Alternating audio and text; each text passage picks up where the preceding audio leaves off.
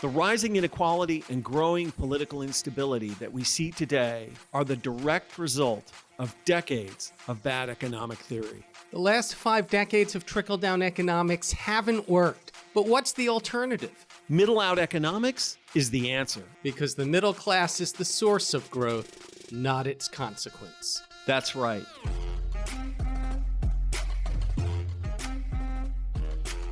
This is Pitchfork Economics with Nick Hanauer, a podcast about how to build the economy from the middle out. Welcome to the show.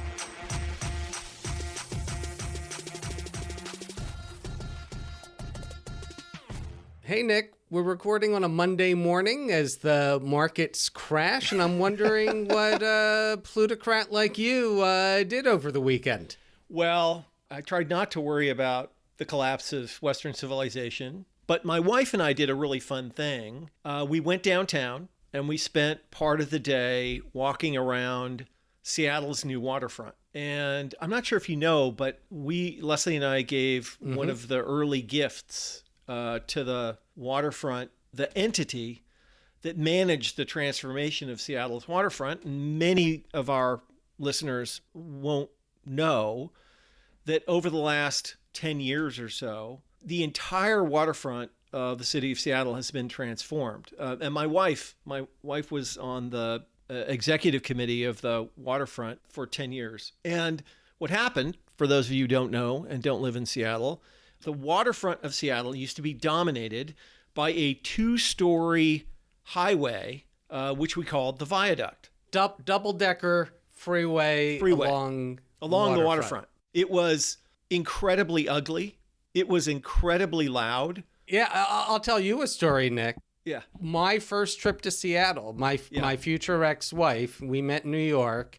She brought me out to Seattle trying to convince me to move out here. And she takes me down to Seattle's waterfront. And I lean over to her and I scream in her ear, "I can't believe they built this fucking freeway across your waterfront." And she turns to me and she says, What? True story. Yeah, and I actually, my very younger years, used to live in a condo complex in Pike Place Market, which is, again, for those of you who don't know Seattle's historic public market that sat adjacent to this blight. And so Seattle is one of the most beautiful waterfront views in the world. There's almost no city in the world that has a view across the water and to the Olympic Mountains like our city does. And it was all blocked by this incredible thing. And then there was an earthquake. That's very progressive of us, by the way, to have an earthquake that terminally damaged this freeway. Yeah. And then they discovered that they're either going to have to spend $1 trillion to rebuild it or it needed to get knocked down. And when we realized it needed to get knocked down, that precipitated a conversation about how to restore the waterfront. And I am just going to fast forward and say we spent a huge amount of money as a state to tear that awful blight down. And we drilled a tunnel at great expense under the city to take most of the traffic and built the most spectacular park and public spaces and an absolutely gorgeous boulevard all along the waterfront to replace it. And because we have been traveling so much and because the weather has been so terrible, Leslie had not had really the time to get down there and see it in its final completed form. There's still a few things that will be finished soon this summer, but it is absolutely spectacular. And all it took, Nick, was 15 years of political haggling followed by 10 years of slow construction. That's right. Goldy, are those numbers correct? Well, what was it? It was I don't know. 2001 when the earthquake happened, and we just fought over it forever. I don't think the decision... I guess you're right. It's 20 plus years, right? Oh, I'm sorry, 24 years, but it's not finished yet. So okay, well, but it is more or less I think finished. 25 years makes... Okay, but whatever. Yeah. I mean, but the thing is that it stands as one of... it has to be one of the greatest civic achievements in the country over the last 30, 40 years. You show me another city that is completely transformed its waterfront, it's really remarkable. So I was thinking about our upcoming podcast today when I was walking around, because today we're talking to Marc Dunkelman about his new book, Why Nothing Works. Why Nothing Works, Who Killed Progress, Right. and How to Bring It Back. Yeah, and I guess we could have done the project quicker, but I don't think we could have done it better. But it's such an interesting contrast or study in contrast between this remarkable civic achievement that we managed to get done in Seattle and the absolute fact that in many places things like this just don't happen or can't happen, and that it is a very big challenge both for the country writ large, but also for progressives, the party of government. And by party of government, you mean the party that believes in government, not the party that's actually running it at the moment. Correct. Nationally. Correct. Yeah. But, with that, I think we should talk to Marc and explore this very, very timely subject.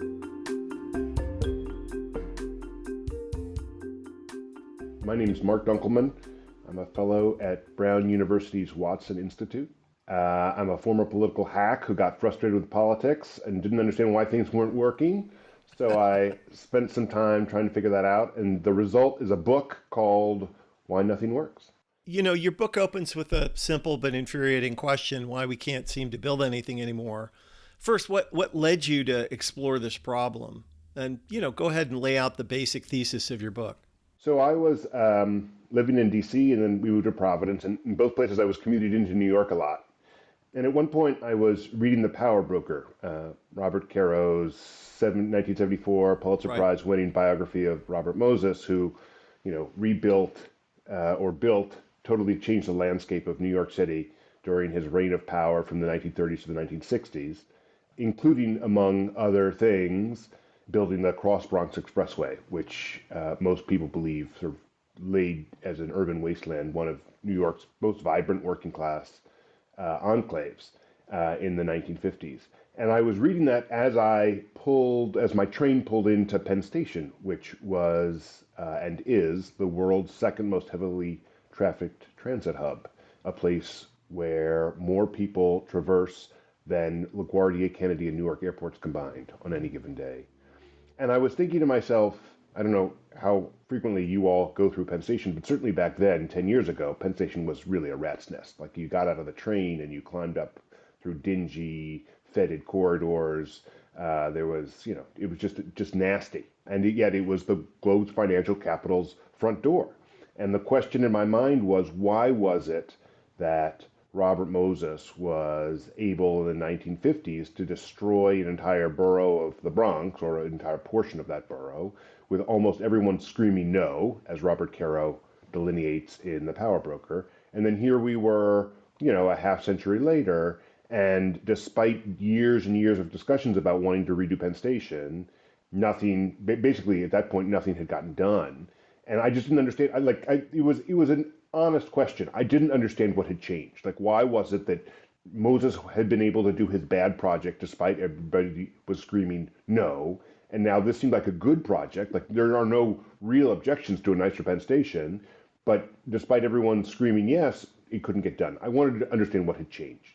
And so I spent several years just talking to the people involved in that project and asking, what had happened. And what I found was that there was no particular bad actor. Like, there was no, my suspicion was that there was going to be one group that was just intransient and wouldn't get off there, wouldn't finance it, wouldn't get out of the way.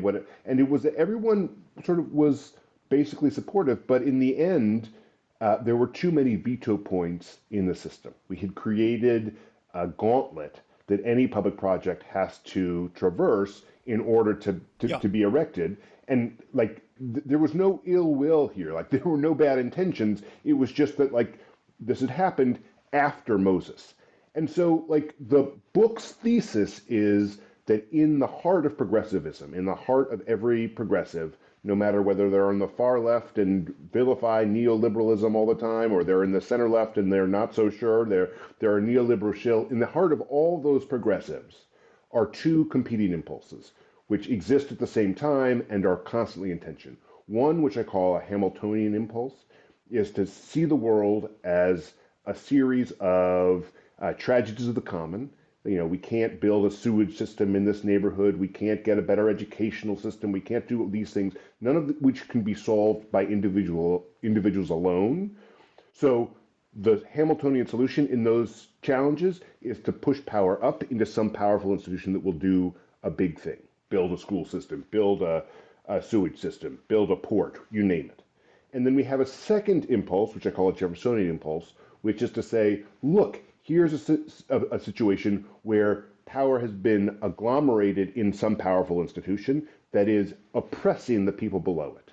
And so, you know, you look at reproductive rights, like the fear among progressives is that some bureaucrat is going to tell a woman what to do with her body. But what I'm saying to you is that the Hamiltonian and the Jeffersonian impulse, one to push power up into a powerful institution, the other to push power down from a powerful institution, are both at the heart of progressivism. They've been there from the very beginning, and that the challenge for us as a movement is to find the proper balance between the two. And that what had happened over the course of New York's development was that we'd gone from a system that was too Hamiltonian. Robert Moses had too much concentrated power and was able to do things despite everyone saying no, to a system where we had the Jeffersonian impulse was so powerful that we had diffused power and decision-making authority so thoroughly that no one had the power to say yes. And like neither of these ideas is good or bad per se. They're both worthwhile. They're both terrible when abused, but they need to be put by progressives in proper balance if we're going to solve big problems as we claim to want to do. But regardless of ideology, because your book mostly talks about progressives, there's an occasional Republican, but usually a progressive Republican like Rockefeller mentioned. Regardless of your actual ideology, these conflicting impulses, don't they just reflect the way the real world actually works? That there is this balance naturally in how you get things done in a complex society? I mean, you mentioned Penn Station. I lived in New York in the late 80s, early 90s. It was horrible then. But the old Penn Station was destroyed by the same, what you would call Hamiltonian tools. I mean, they created this mess. So it's what you do with it as well as what the balance is. Had Robert Moses been more benevolent, we might have had a better New York. But he wasn't. So, you know, I struggle with why this is only an issue that progressives need to talk about and not conservatives, not the laissez-faire impulses. Because what I see across our nation's history is this, there's basically two ways of approaching the government. It's do nothing and do something. And the do-nothings seem to be getting off scot-free in the book. That's a fair swipe. Let me try to address it. You are right that the impulse to push power up and pull it down, that those two impulses exist outside of the progressive realm. Like when I get this is the oldest story in human societies, right? Like, you know, I sort of come from the business world, and there's a reason that giant companies usually fail. And that is because they become captured by the, you know, arithmetically expanding critical interdependencies that come from trying to operate a giant enterprise, right? Ossified by their inner bureaucracies. That's right. Yeah. Right. Like, but but yet you need bureaucracy because you couldn't run a large company or a government without it. Yeah. You know, Microsoft bought my very high functioning company for $6.5 billion. You know, 3,000 employees, 200 million in EBITDA or something like that, growing 40% year over year. And within 18 months, they had destroyed it, which is a classic example of this ossification, right? They simply did not know how to let a thing like this operate in the world. I mean, I think you're on to one of the most important questions that complex societies face, which is, you know, how do you balance these things? But I guess for Goldy and I, we're like, you know, there's a reason that Biden was the one that passed the infrastructure bill, right? And Republicans didn't. And the reason, as Goldy said, they're do-nothings, right? That's laissez-faire. Leave it alone. It costs too much. It costs too much. Which is not to say that progressives should not look very carefully at our weaknesses, which is what you're trying to do, right? You cannot fix the Republican Party. You may be able to. You may be able to help us be more effective. Yes, I mean they benefit from breaking the government, right? Yeah. Like we are the party of government. We're the ones when government doesn't work that get slaughtered at the ballot box. Like it's incumbent upon us. We spend all of our time complaining that they are not doing the right thing to make government work, that they are breaking government, that they're greedy, we've got a litany of complaints that we hear all the time about them, which makes it even more important for us that when government does have power, it is used effectively. And the truth is that if you look at why things don't work today in many blue places, it's because of things that we have done to protect against Robert Moses doing terrible things to the city. It is, I think you call it, how do you say it? A vetocracy? Yeah, it is a vetocracy, and it is but beyond that is that we have a cultural aversion to power. Like I was listening to your, sure. I was. Come on, Goldy, admit that's true. Well, well, look, Democrats certainly that's a pathology in the Democratic Party. They're afraid to use power. Yeah. For example, recently Schumer's refusal to filibuster. Yeah. To use the filibuster to force a clean budget resolution. But fair enough. I think my point, though, is that there was a time when at the root of progressivism was a cultural inclination to power. It was seen that there were farms across the Upper South that weren't being connected to electricity, so people were living 19th century standard lives during the middle of the 20th century, that the utilities in the South, namely the Commonwealth and Southern Company, did not have the incentive to build the wires to those farms because they didn't think that they would draw enough load to make the investment worthwhile, that there was no alternative to having a big, powerful federal bureaucracy come in and bring lights to the Upper South, and that was the Tennessee Valley Authority. That was taking power as it existed at the time in the 1920s and early 1930s and pushing it up into big bureaucracies.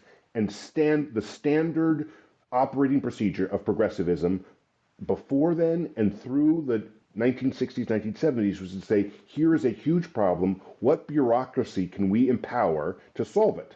Right? What public bureaucracy? How are we going to use public authority in a powerful, robust way to solve some tragedy of the common? And then we got to this point in the 60s and 70s where we looked at the people that we had empowered to solve these problems and we said, whoa. These people have done a terrible job. They are more like Robert Moses than they are the guy who led the Tennessee Valley Authority, David Lilienthal. They are people like Robert McNamara who got us into a terrible war. They are people who embrace urban renewal and slum clearance, which has turned out to be a travesty. They're people that support, all the people that Ralph Nader railed against were progressives of the old school, of the old Hamiltonian school. And so quite rightly, we said, this is out of whack. This is out of balance. The old establishment, quote unquote establishment, the city fathers, the people that you couldn't, vote out of office, but who were powerful for a whole variety of reasons, like Robert Moses. Like the challenge was, how do we sort of get a chokehold on these guys so they can't do this anymore? And so we created a whole litany of new hurdles and new barriers and new standards and new judicial procedures that would make sure that the little people who were getting bulldozed by the Robert Moses types would be protected against the next would-be Robert Moses. And you could see it wasn't just like this was a cultural zeitgeist. And Goldy, to your point, it wasn't just progressives. Like the movies of the early 70s, like Chinatown was about some villain who was trying to take water from the valley and bring it into the city of Los Angeles. Or Network, right? The tagline of Network was, I'm mad as hell and I'm not going to take it anymore. Like that was about the old establishment that progressivism had built. The famous, Nick, the famous Apple ad from 1984, right? They run in and they're marching along and they take a slingshot or whatever and break through the sort of, it's straight out of Ayn Rand or it's 1984. It's 1984. Right. It's the Orwell. Yeah. It's Orwell. But the notion in all of those cases is that the old establishment, which progressivism had once lionized, is bad, and we progressives are going to break through it so that good, ordinary people can live their fullest life. And the irony here, and this gets to your very first question, the irony here is that it was us. Like, we are the ones who were culturally averse to all these old powerful figures. Even as Reagan is doing his shtick about, government isn't the solution and the government is the problem, and going on Johnny Carson, and that's his thing. Like, it is in our DNA. Like, the Watergate babies are not a group of progressives who want to build up institutions. They are very nervous about big establishment institutions, and they spend their time building up tools that ordinary people can use to protect themselves against the old establishment. This is our creation. We made this mistake. It was right to do at the time, but it has gone so far. It's been 50 years of us doing this, and now we've got a thing where when we are in power and Biden makes all these investments, we don't actually get the bang for the buck because it's impossible to actually build things. Yeah. So, I mean, I guess the way in which this instinct was institutionalized, or I'm not saying this very well. I mean, the challenge of, I think, progressivism and the difference, I think, in many ways between progressivism and conservatism, or these are, or at least how I think about these problems and how some other people think about these problems, is that you're always trying to, if you're going to do something, you're trying to do it in, and this is not exactly the right word, but in an empathetic way, right? If you're going to build something, you're going to try and build it in a way that doesn't harm the environment and doesn't displace a bunch of poor people and doesn't create a bunch of social and cultural and economic harms that if you just said, screw it, we're just going to build it, often does, right? Yes. There's a school of thought, which is screw those issues and screw those people, right? Like, if we're going to build something, let's pay people as little as possible. Let's not worry about the poor people, and who cares what happens to the fish? If that's your view, it is very, very easy to build things, right? Like in China. Yeah, like in China, right? Yes. They just build things. And if you're in the way, you just get bulldozed and displaced. But that, I would call it, civilized approach to building things is intrinsically more complex than the old-fashioned, screw it, let's just charge ahead and build it. Can I add a caveat to this, which is just, Roosevelt could spin up the Civilian Conservation Corps overnight because all you needed to do was gather up the men and give them shovels, and it didn't take much time to teach somebody how to use a shovel. And it was very easy to put people back to work when the economy was so much simpler and technology was so much less complex. You can't just put people to work building multifamily housing without months and months of training and apprenticeship and so forth. It's not possible to build things today like we could build because it's not manual labor anymore. But I just want to zero in on this one issue because here's the thing is if you can crack this problem, it's a really great and important thing, right? But how do we, as progressives, how do we balance these issues and make more progress building things all at the same time? I mean, is it simply pulling back on our concern for these other externalities, if you want to call them? Sure. My language is not very good here, right? Like, you're describing what Ezra Klein calls the everything bagel problem. Yeah. Right, and the term, which I think was a sort of a genius way to describe it, but was the notion that if you want to do something big, Democrats say, okay, let's do the big thing, but let's pay a fair wage. Let's make sure that the products are made in the U.S. Let's make sure that we don't harm the bald eagles. Let's make sure that the costs are equitably distributed between different communities. And by the end, you've got a project that if you had just done it, like they used to, like the Tennessee Valley Authority did, or like China would, you're at 4 or 5 times the cost because you're being absolutely. Yes, that's what you're describing. Yes, but the problem with Ezra's analysis is everything bagels are the best bagels. That's the problem. Are they worth 5 times as much? But fair enough. Yeah. My concern with Ezra's analysis, and I think there's a lot to it, is that in the end, the question isn't whether you take all these other concerns into account. Yeah. It's how do you metabolize all the different concerns? Correct. Is it that every single one, if the standard isn't met, the project doesn't go through? Or is it that you say, look, here's the challenge that we're facing. Here are the costs. Here are the extras that we could add to make it so that we are diminishing the externalities. Yeah. Somebody needs the power to say, look, we want to build this transmission line that will get clean water power from Quebec into the Massachusetts grid. It has to go across one of the various beautiful natural sites in northern New England, whether it's going to be the White Mountains in New Hampshire or the woods in northern Maine. It's going to have to go through one of these things. One of the problems is that if you go through Maine, the line is going to endanger a rare orchid species that is only in the north of Maine. And the question isn't, is the equivalent of taking 700,000 cars off the roads every year, is that equivalent of clean energy worth this orchid species?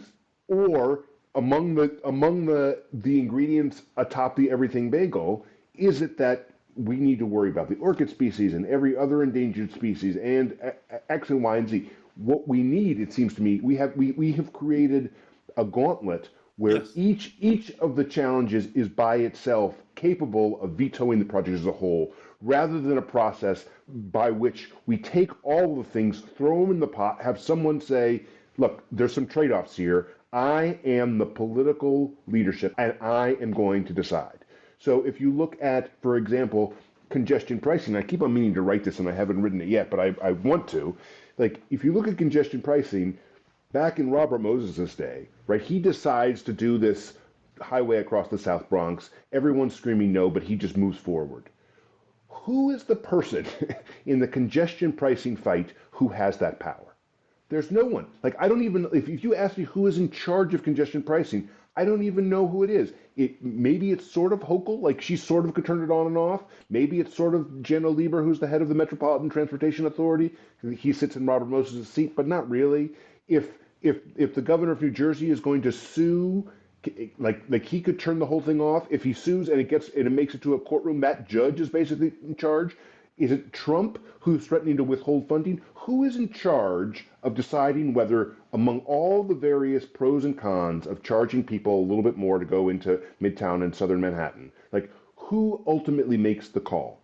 And we've created a system where that was once well understood. That, in fact, progressivism was born in the late 19th, early 20th century to solve this very problem. People didn't understand who is in charge of building the sewage system, building the transit system, building a good school system. We are going to create people that are going to decide. We're going to create school boards. We're going to create public authorities. We're going to create blue ribbon commissions. This is what progressivism was about originally, was figuring out, taking power as it was dispersed and spread out and confusing, and putting it in the hands of people who would do the right thing. We've now gone the other direction because it turned out that sometimes those people didn't do the right thing. And now we've got a situation where, beyond wanting to protect the environment, have equitable, costs, endangered species, environmental, housing preservation, non-gentrification, all of those things, each by themselves can upend a project, rather than us saying, here are the trade-offs. Someone ratify a deal. But isn't the dispersed power, when you bring up congestion pricing, the fact that there is no one person who can turn it on or off, isn't that insulating congestion pricing from being turned off? Mike Bloomberg was mayor when they had this idea. They spent 5 years on an environmental review process. I don't know. You're saying that. I hope, as a supporter of congestion pricing, I hope that Trump doesn't work some deal where, all the money that is dispersed to the Department of Transportation for the New York State isn't predicated on Kathy Hochul turned it off. I don't know what's going to happen. That does not seem like a program that is beyond the reach of some nefarious actor. Right, but that's the point about dispersing power. When you have somebody with the power to turn something on or off, they can turn something on or off regardless of... Okay, but the problem with this is that if good people are in charge, good things happen, and if bad people in charge, terrible things happen, and that's just kind of the way it is. And by your definition, I'm more of a Hamiltonian than a Jeffersonian, but with Trump in the White House, I'm leaning heavily Jeffersonian at the moment, because it depends on circumstance. I mean, more to the point, I grew up in Philadelphia. I lived in Philadelphia and New York until I was like 27, 28, and there are things Nick and I are trying to do here in Seattle that I would never, ever, ever attempt to do in Philadelphia because it is so corrupt. You know, I wouldn't trust them to build housing like I would trust the King County government to do it here out here. It's a different government. It's a different situation. It requires different solutions. I can centralize authority in a city like Seattle and a county like King County because it's relatively clean government without corruption, and it's a bunch of progressive do-gooders. I wouldn't trust some of these ideas, to pioneer them in my native Philadelphia because it's this old, corrupt democratic machine, and there's still a lot of that there. Well, let me push back you on that a little bit by saying this. My sense is that when people see that government doesn't work and they are frustrated by the fact that there's a housing crisis or the electricity is getting more expensive, or we're talking about the clean energy revolution and not actually taking advantage of it, or you name it. When it feels that government doesn't work, voters look for a Trumpian figure to save them. In the introduction of my book is this little story about how when Ed Koch was mayor of New York City and wanted to redo the Woolman Rink, he assigned it to the Parks and Recreation Department. And the Parks and Recreation Department just screwed it up. Like it was supposed to be, just a year or two off the, when people couldn't skate in the rink, which is Central Park, and that they would redo it. And they spent over several extra years. It was closed. Finally, they claimed to reopen it. They flipped on the switch, and it didn't work. And it was a huge humiliation to Koch. And the reason that it hadn't worked is because a generation earlier progressives worried about corruption, as you just worried about corruption in Philadelphia, that they would create bullshit. Can I say that on this? Yes, yes, you can. Absolutely. Yeah. That they would create bullshit. Right. Public works projects, and then the mayor would then hand that project off to his brother-in-law in Schenectady. So they created something called the Wicks Law, and the Wicks Law required that in every given municipal project that the electricity, the plumbing, the concrete all be separately bid. So you couldn't have a general contractor, and there couldn't be graft that way. And it was that reason, like that seemingly well-intentioned gauntlet that made it so that the Parks and Recreation Department couldn't do Woolman Rink the right way. So what did Koch do? He was about to have to rip up the rink a second time, figure it out again, and he gets a letter from a developer who says, just give it to me. I will do it. If it's less expensive, you'll get the savings. If it's over budget, I'll cover the costs. Let me just do it for you. And Koch, who's looking for a way out, says fine. So he gives the developer. That was Donald Trump. It was Donald Trump, and he does. He delivers. That, like in liberal New York City, there's an interview after the thing opens. And they ask this guy who's skating on Woolman Rink as it's reopened, like, what do you think? And he said, in this city, anyone who can get anything done deserves a ticker tape parade. And you can imagine Donald Trump sitting there in Trump Tower, opening the New York Times or the New York Post or wherever that quote was, and imagining himself, the focus of a ride down the Canyon of Heroes, right? Like he would have loved that. But the point is that, and this gets back to your very first point, Goldy. Like the fact that government doesn't work is the reason that voters are attracted to the other side. If government doesn't work, they're going to be attracted to the populism of the right. And so it is not only a policy necessity to make government work if you're a progressive, it is politically necessitated by the fact that a broken government is an invitation to populism. Yeah, so, when I was reading that anecdote in the book, the thought occurred to me, has anybody looked into how many contractors Trump stiffed in order to bring that project in under budget? Because we know from the accounts of the casinos that that's what he did. He just stiffed contractors and paid them pennies on the dollar. I haven't read that, but it very well could be. Yeah. So, Mark, let's turn to we've gone over time, which is fine. Yeah. It's a fascinating conversation. What should we do? Fix this for us, please. Yeah. So my argument in the end refers back to the point we just made about the everything bagel. I think that we need to remain cognizant of all the externalities, Nick, to use your term, to be cognizant of all the things that Robert Moses didn't care about. And frankly, that David Lilienthal, the Tennessee Valley Authority, didn't care about, right? The environmental costs, the disparate costs among communities of color and poor communities. There's a whole host of things that doing things of social and economic costs to making progress. And we should be cognizant of those things. I think that in the end, we need to empower someone to decide.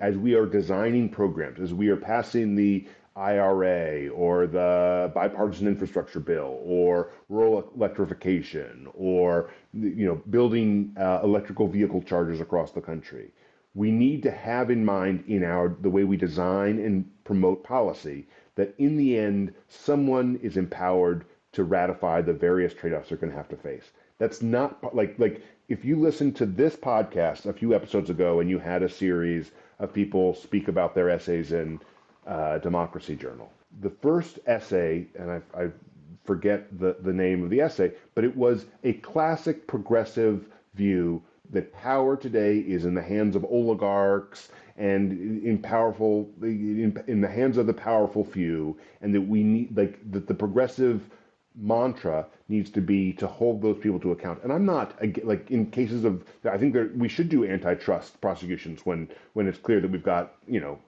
monopolies and cartels. But concentrated corporate power is different than government power.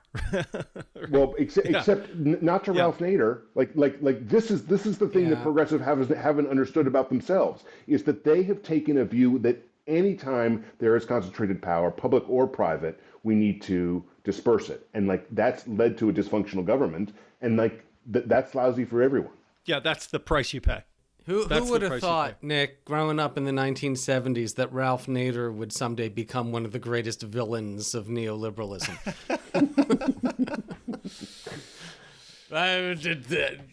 He comes up all the time, like how much he contributed to the world we live in today. And So, Mark, a couple of final questions. First, the benevolent dictator question, which is, if you were in charge, what would you do? We're giving you your dream here. You get to be the decider. Yeah, but obviously we could just put Mark in charge of making decisions and all these things. I'm asking a slightly more nuanced question, which is, if you were going to reconstitute these procedures and processes, is it as simple as just saying somebody has to be in charge? What would you do? Like if you were going to give advice to the state of New York or the advice to the state of Washington, what is it? Yeah, it is that it gets very technical very quickly, but the core of it is that we need a process by which everyone has a voice and no one has a veto. So right now, it's a nice alliteration. I have to think about it carefully, but it's well said. I would like a system in which all of the people who were to whom Robert Moses turned a deaf ear have the ability to say, don't run this through my park, don't run it through my building, don't destroy the neighborhood, this is going to have deleterious effects on the X, Y, and Z. They should all have a voice, and then someone should be able to decide that we are going to take these concerns into account, or that this particular project is worth those costs. That, getting people in and out, getting them off the roads and out of their polluting cars and onto electric trains that are very fast because we've created new right of way, that is worth the cost to this neighborhood or to this, environmental thing. I want that to be an expeditious process. I don't want anyone to be I don't want anyone to feel as if there is no opportunity for them to have their concerns voiced and considered, which is how it used to be. But I also don't want them to feel as though if they say no, everything is dead in its tracks. Yeah, it's interesting. And if the courts say no, do we ignore the courts the way the Trump administration is?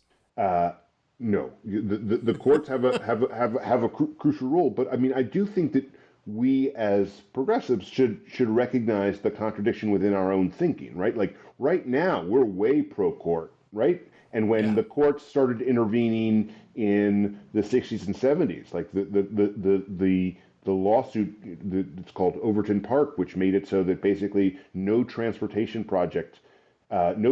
dollar can be spent on any project that would affect a blade of grass in a public green space. Like when the New York Times covered that in 1972 to 73, they called it it was as important as Yorktown or Gettysburg in the fight against highways.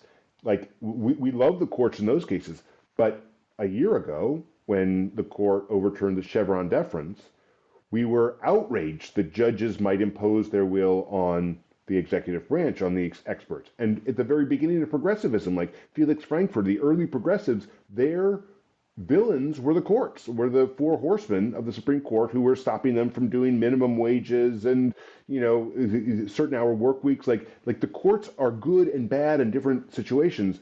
Each branch of government has a proper role to play. Right now, what we have is too little executive function.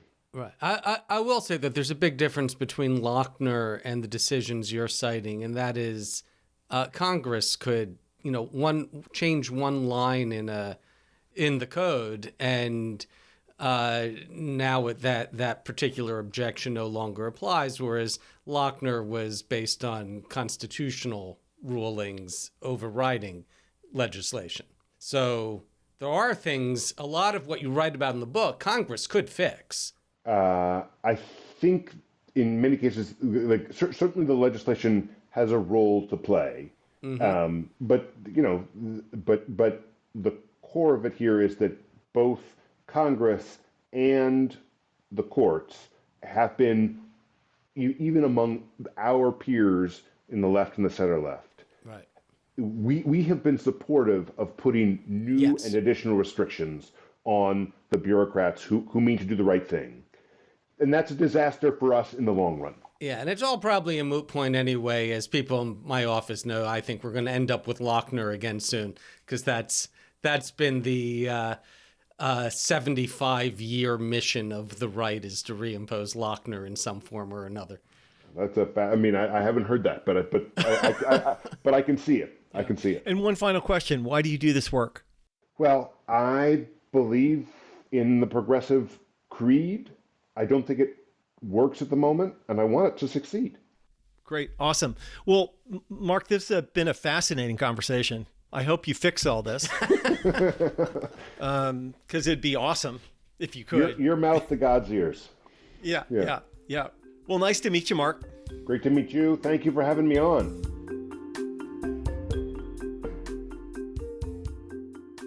I thought that was a fantastic conversation, Goldy. And, I don't come away confident that there's an answer. I would like to think it's more complex than just leaning more towards getting stuff done and a little less towards the critical interdependencies. This issue, which is endemic to every society, right? This has nothing to do with progressives and conservatives. It has to do with the natural tension in any system between progress and stability. It's a very tough problem. But I do agree. Here's one of the things I do agree with, that if you care about society and care about progressivism, which I think is a strand of political thought that very much wants to take into account the externalities, right? Environmental issues, cultural issues,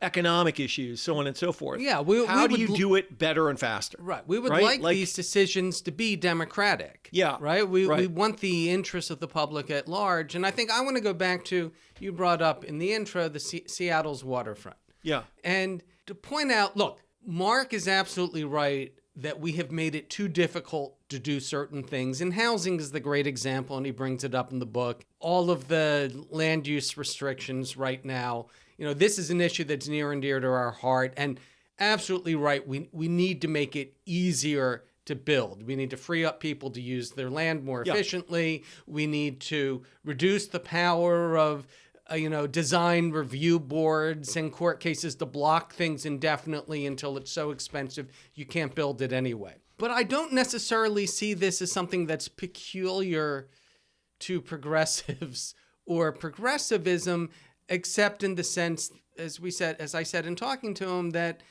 progressives are the ones that believe the government should do stuff.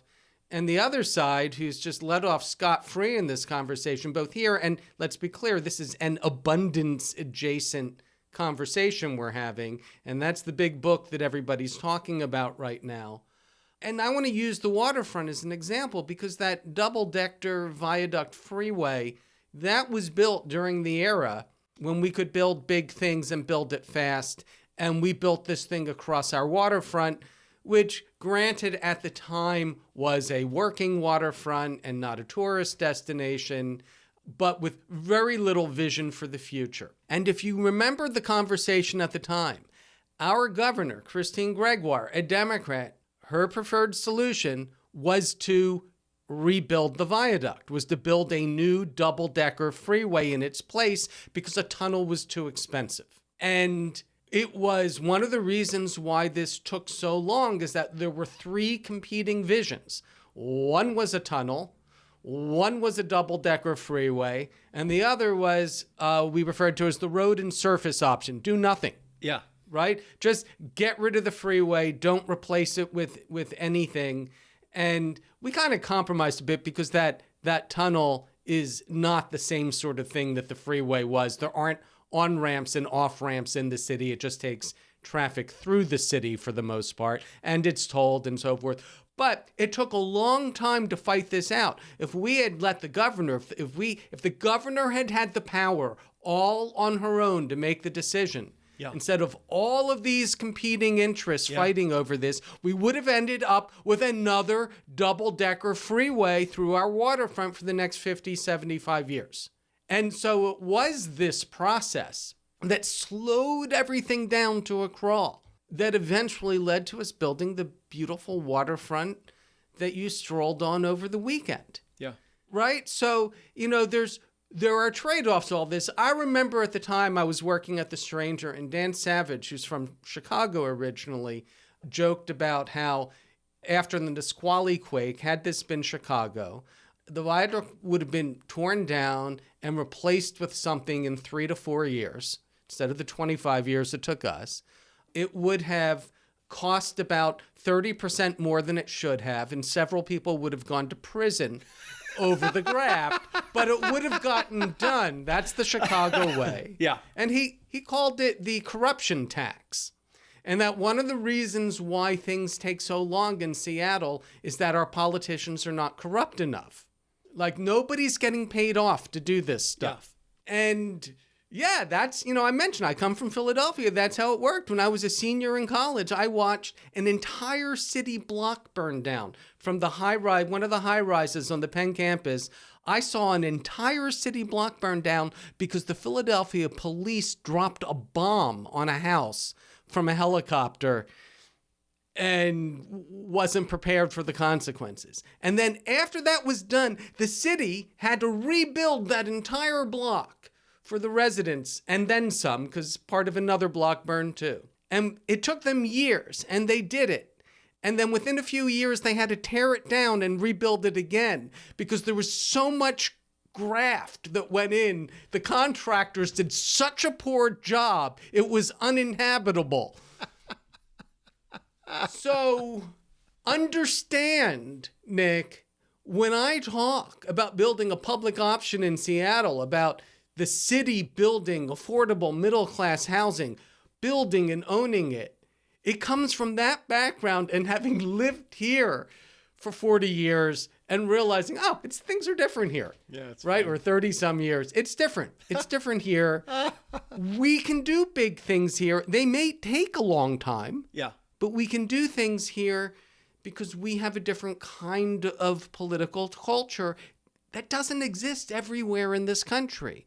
And so I think if you're a progressive like me, you can lean towards what Mark calls the Hamiltonian side of that progressive thinking and say, yeah, we can use government to build big things. But I wouldn't have that confidence everywhere in this country because we know it doesn't work quite that way. Yeah. And I certainly don't have that confidence in the White House and in Congress right now. I don't trust them to do anything. So, there's a healthy skepticism. And this gets to my frustration with the book. And I didn't tell him this. I was listening to it over the weekend as I was, enjoying the sun like you and gardening and doing housework and other stuff. And I got to tell you, it was really uncomfortable. It gave me pits in my stomach. I resented a lot of the book. And this is same with the whole abundance conversation, that somehow this is all a pathology of progressivism. And I agree that Trump is partially a manifest of the failure of progressives to build big things. We've talked about this, that had we done a better job when we were in charge, perhaps we wouldn't be here. But the entire conversation ignores the other side. Yeah. What we're up against is an opposing ideology that believes in tearing everything down, or at the very least not doing anything, is laissez-faire, hands-off, though right now the Trump administration is doing a pretty good job of deconstructing the entire global economy. Yeah. And so to lay it all on the heads and shoulders of progressives and the mistakes we've made, this is a failure of progressivism. Look what we're fucking up against. Yeah, no, that's true. That's true. Forever. I mean, that's neoliberalism, laissez-faire. We have a whole book on this. They have been fighting progress for 150 years. Yeah. Yeah. And they have all the money. True. Other than you, they have all the money on their side. That's true. So I find it frustrating and a little infuriating to have to take the blame for this. That's true. And it is good to be self-aware and reflective on what you can do better. Absolutely. And yes, we need to take this to heart. Look, what we want to do in housing is going to be very difficult with the current restrictions on local governments in terms of, look, if we could hire contractors who didn't pay union wages and didn't actually pay all of their subcontractors, it would be a lot cheaper. Yeah. So it's harder and more expensive to build in an ethical fashion, and those are the types of trade-offs that might have to be made. But we're not going to build all. We're not. I don't know. I just, like I said, I resent this self-loathing progressivism. Where it's all our fault. A lot of we need a lot more introspection. Yeah, it just makes me really uncomfortable not to just blame the other side. All right. Okay, well, if you want to read the whole book instead of my take on it, there is a link in the show notes to Mark Dunkelman's book, Why Nothing Works, Who Killed Progress, and How to Bring It Back. Spoiler alert, it kind of says progressives killed progress. But I'll let you judge for yourself.